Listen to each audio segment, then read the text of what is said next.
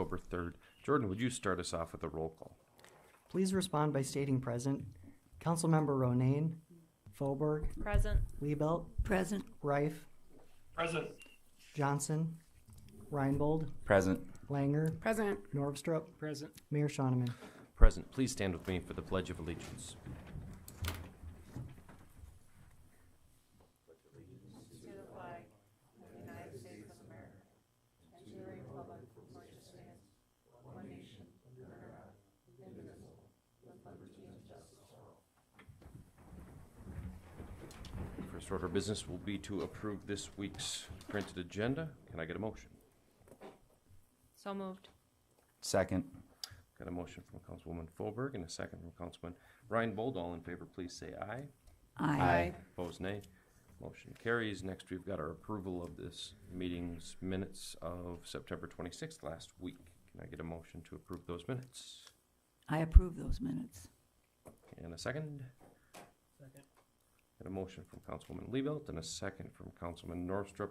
Anyone have any changes or notice anything off about those minutes? Then all in favor, please say aye. Aye. Opposed, nay. Motion does carry.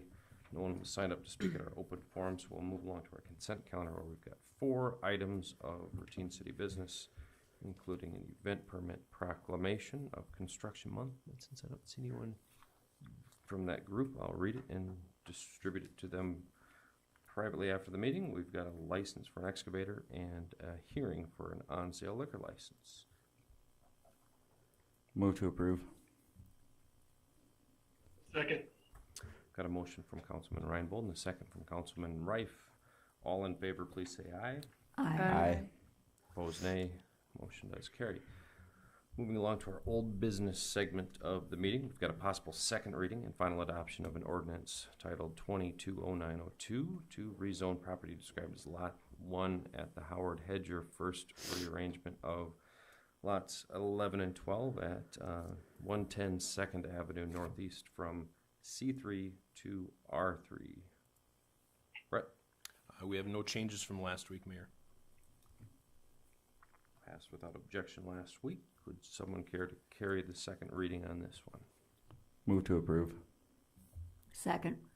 Got a motion from Councilman Reinbold and a second from Councilwoman Liebelt. Any final thoughts from the council before we take our votes? Jordan, would you give us a roll call vote on that second reading, please? Councilmember Faubourg, Aye. Liebelt, Aye. Reif, Aye. Reinbold, Aye. Langer, Aye. Norvstrup, Aye. Mayor Schoeneman. Aye, motion does carry. Next, we've got our possible second reading and final adoption of ordinance 220903, which rezones property at the Bloom First Division, which is at 1801 Eisenhower Circle, from R2 and R4 districts, respectively, to a C1 commercial district. We did have a little bit more discussion on this one, but everyone voted to pass the first reading last week. Brett, anything new with this one? No changes from last week on this one either. Anyone from the council care to make a motion on this? So moved.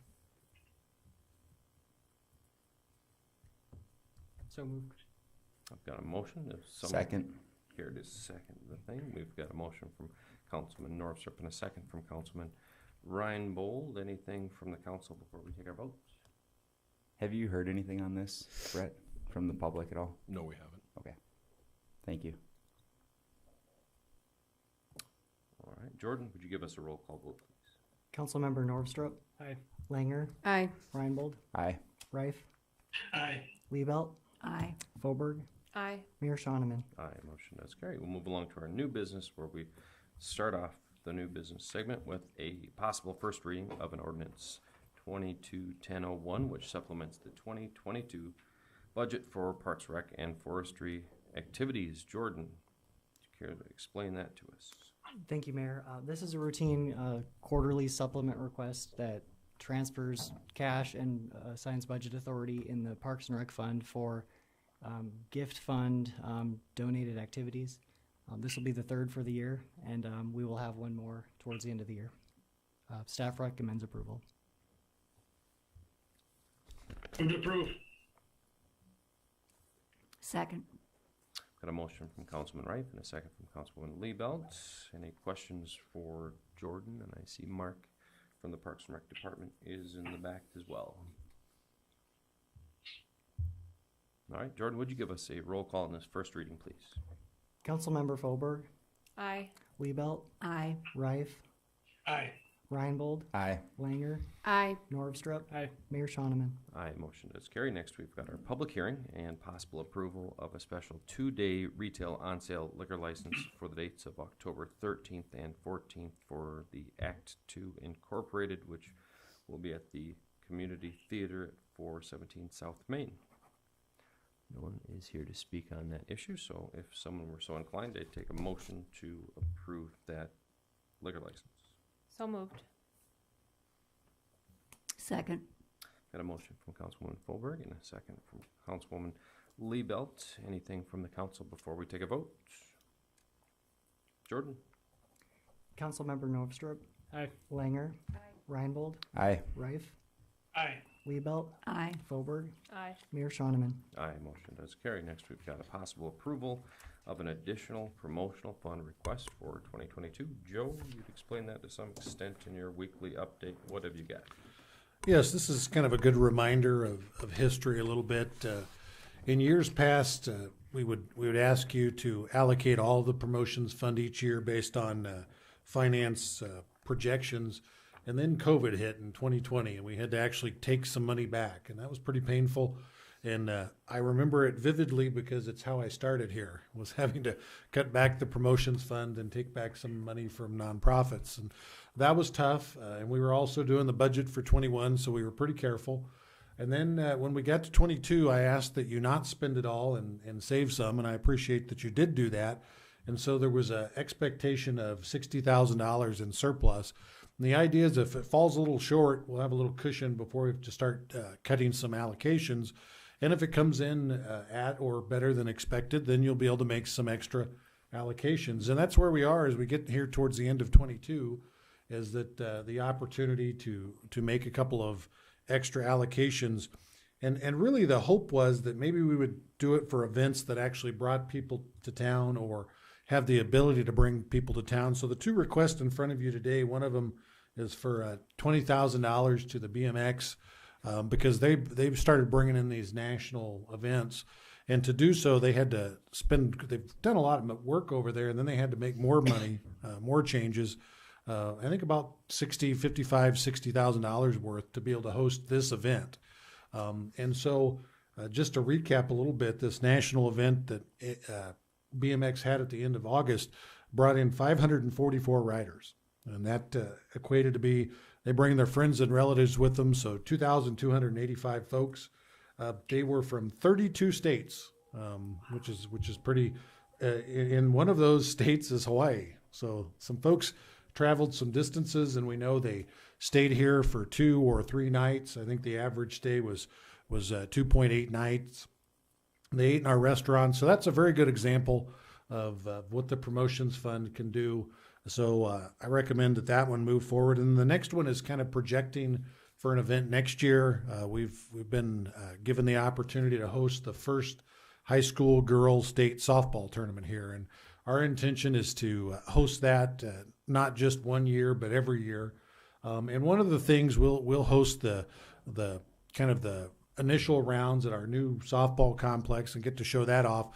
But those are adult-sized fields, and to make them high school girls compatible, there's a temporary fencing you have to put in place. If you've seen girls softball played very many places, you've probably seen it.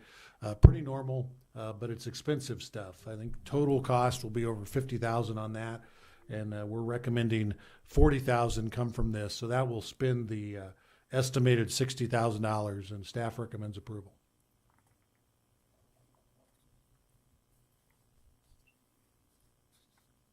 Move to approve. I'll second that. Got a motion from Councilman Rife and a second from Councilwoman Liebelt. And any questions from the council on this one? It's usually an area of hot concern. Mr. Mayor, Go ahead. I just have a question about the philosophy, I guess, of the promotion fund, since I wasn't here for that discussion in the spring and summer. Is it for I guess, equipment and construction kinds of things, or is it for events sorts of things? I guess, what is the mission of the promotion funds, and is there any guidance on how they're supposed to be used by the council? The answer to your question is yes. It can be used for facilities, equipment, events, really about anything you want it to be. Thinking about the purpose and then the where it comes from. So it comes from the extra cent on when you eat out at a restaurant and you go to bars and you stay in hotels. That's the source. So the thought of visitors do a lot of that. So if we're supporting those events, it brings folks to town, but it can be used for really about anything the council wants it to be used for. Josh, maybe you could shore up a little bit about the discussion that had happened 2 years ago, where that definition was crystallized a little bit better. For a while, it really had gotten into the weeds with capital campaigns and that sort of a thing, and Josh and a few others met and I guess kind of set a little bit of guidance. Josh, would you care to speak on that? Sure. I think the biggest point that we wanted to make was we didn't want promotion funds to be used for operating needs, for ongoing operating needs. We thought it'd be best for one-time uses. And an example of this would be the last time BMX came to us, they needed lighting for the parking lot. Without that lighting, they wouldn't be able to bring the people to town for that national tournament. Hopefully that clears it up. That's really the main caveat we put on that, is that we didn't want to be used for operations type funding that would be ongoing every year, with the idea that we didn't want the promotional fund to be someone's sole source of funding, and without that, they wouldn't be able to operate. We didn't think that was appropriate for operation fund uses. So on that topic, that money is used for marketing efforts hosted by the Chamber of Commerce, the Convention and Visitors Bureau, and the Downtown Association, but also things like the new football stadium from NSU, $185,000 if the money goes to that, and that was entirely a structural expense for this. I guess relatively similar. I do have a little bit of a challenge with the fence, but Mark is here. And how many people are we going to bring to town with that tournament, would you expect? Mark? Well, it'll be all three classes that are coming. AA, A, and B should be here. There'll be, I believe, 24 teams will be competing, 8 in each division, so it's pretty substantial. The games will be, the final games will be played at Northern's Field. The championship round will be down there, and then we'll host up the other rounds up north. So there'll be games Thursday, Friday, and Saturday. So there should be a good number coming, but I don't have any numbers for you. But 24 teams. There'll be a good following. So. Do the northern fields need to be re-accommodated too for the shorter field? No, they have fences that'll accommodate them down there. They're okay. That's meant for that type of caliber down there for fast pitch. Our fences are 300 feet out. They need to be about 220 for this, so we'll have to pull them in for this. So, yeah. Hey, Mark. Yes. Obviously the goal is to have these state tournaments in Aberdeen every year. Is this fencing purchase, is that a one-time purchase, and then we can reuse them in future years? Oh, absolutely. That's why we went with this type of fence. It's something that, we'll be able to put up each and every year. And actually it'll have uses if we host a state women's tournament. We could probably put them up for them as well, so they don't have to play on the 300-foot fences. We could shorten their fields up as well. Is it like a cushioned jersey wall, for lack of a better way to describe it? There's cushioning on the top of the fence for them. There's some foam cushioning. It's actually chain link. It's 4.5 feet high and 10 feet wide sections that bolt together, and then on the top of it there's some foam cushioning. If you could remember down south, Northern Women had a temporary fence set up down there, and it's real similar to that. We went kind of their same mode when we went. That fence will be set up down south because the Central High School will be practicing down there in the spring, so they'll probably have a temporary fence set up for that as well for them. So then the Parks and Rec the city Parks and Rec will own that fence? No, that's Northern's. No, the temporary fencing. Up north it'll be Parks and Rec fence. Yeah, but the fence that'll probably go up down to the south complex is, I believe, fencing that Northern owns. They're working with the school district on that. We don't have anything to do with that. So where does the city get into things like marketing, I guess, selling, advertising on the temporary fence? That's a good question. we hadn't really talked about that, I guess.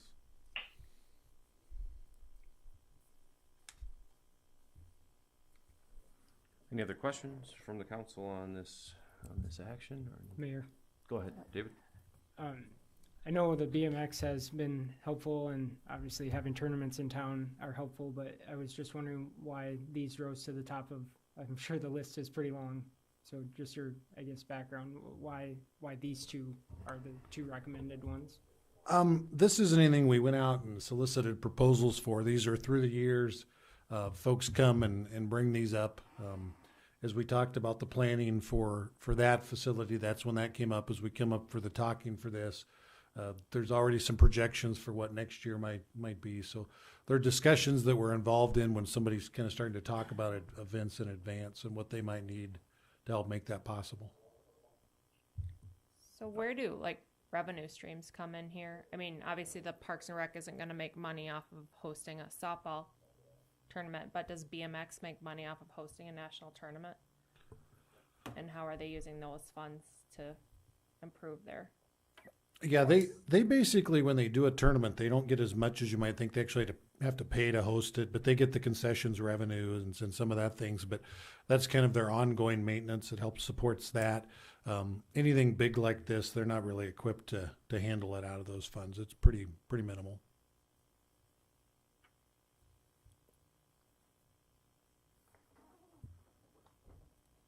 Were there other requests that you're aware of for this fiscal year's excess funds? No. Well, there were requests that were not funded though, right? From the promotion fund, there were requests the promotion fund that received zero funding. Correct.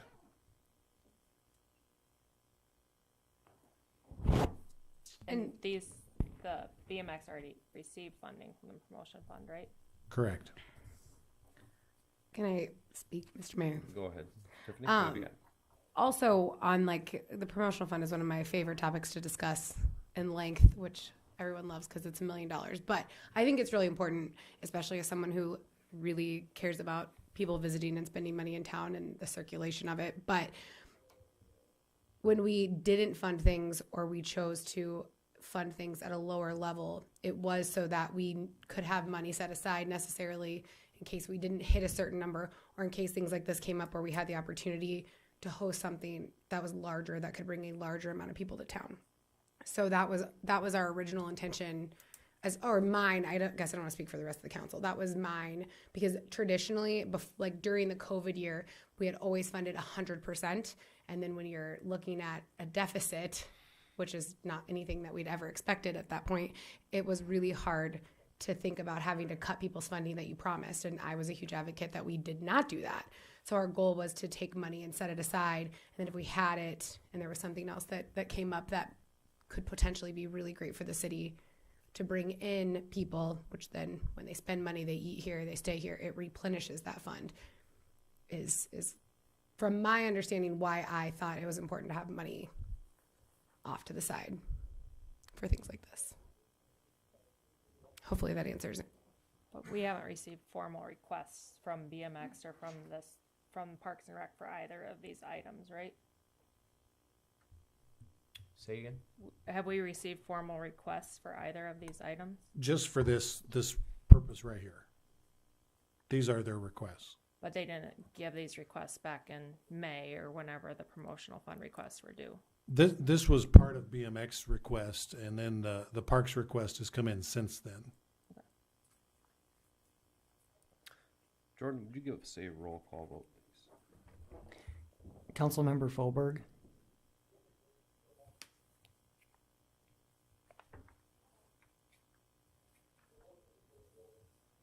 Aye.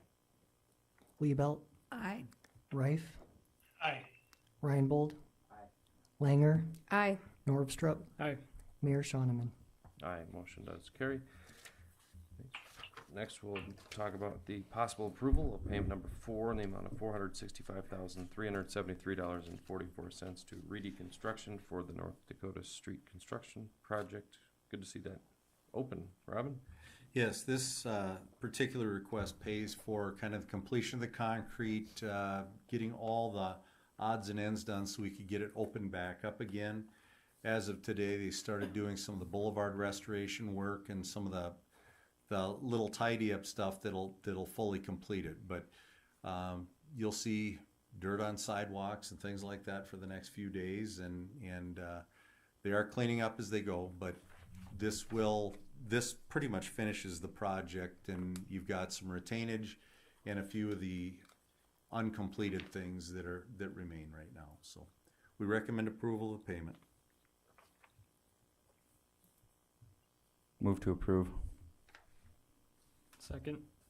Got a motion from Councilman Reinbold and a second from Councilman Norvstrup. Any questions for Robin on this payment? Jordan? Councilmember Norvstrup, Aye. Langer, Aye. Reinbold, Aye. Reif, Aye. Liebelt, Aye. Foberg, Aye. Mayor Shoneman. Aye, motion does carry. Next, we've got our possible approval of payment number 1 for $438,601.35 to Jensen Rock and Sand for Old Highway 281 overlay improvements. Robin? This one similarly is completed. I believe it was open sometime last week. We got the striping done, things like that. The only thing remaining on this, we're holding retainage just so we can make sure everything meets the specification at this point. We've done some testing on the asphalt and things of that nature, and things look good so far, and we recommend approval of this particular payment, knowing that you'll have a second one coming for the final to cover the retainage.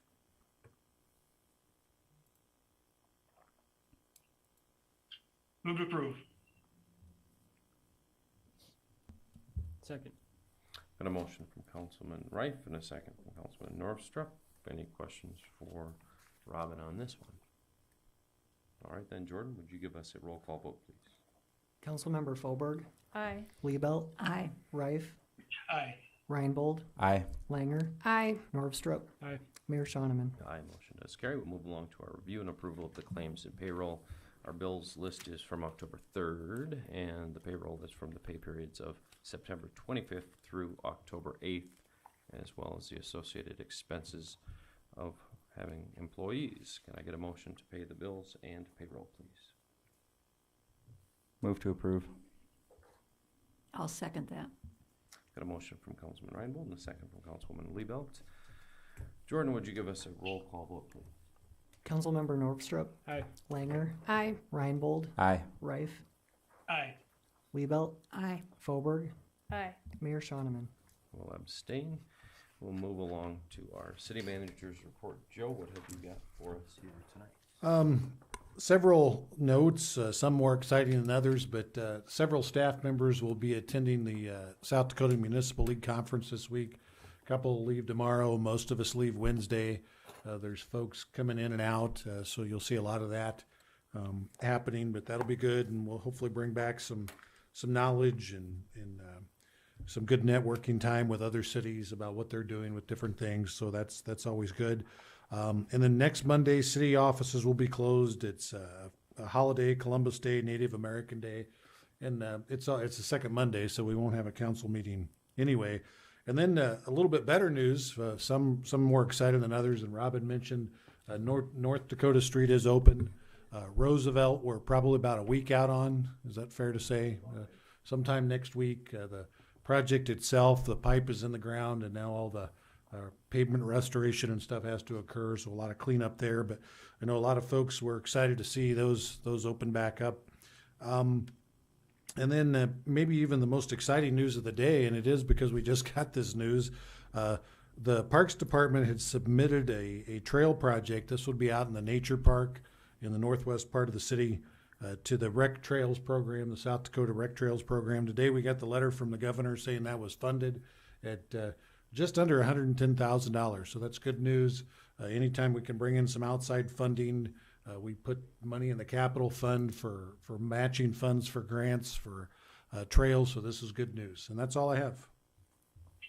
Thank you, Joe. Anything else from the council before we vote to adjourn this meeting? I take a motion to adjourn. Move to adjourn. Second. I've got a motion from Councilman Reinbold and a second from Councilman Norvstrup. All in favor, please say aye. Aye. Aye. Opposed, nay. Motion Motion does carry. Thank you all very much.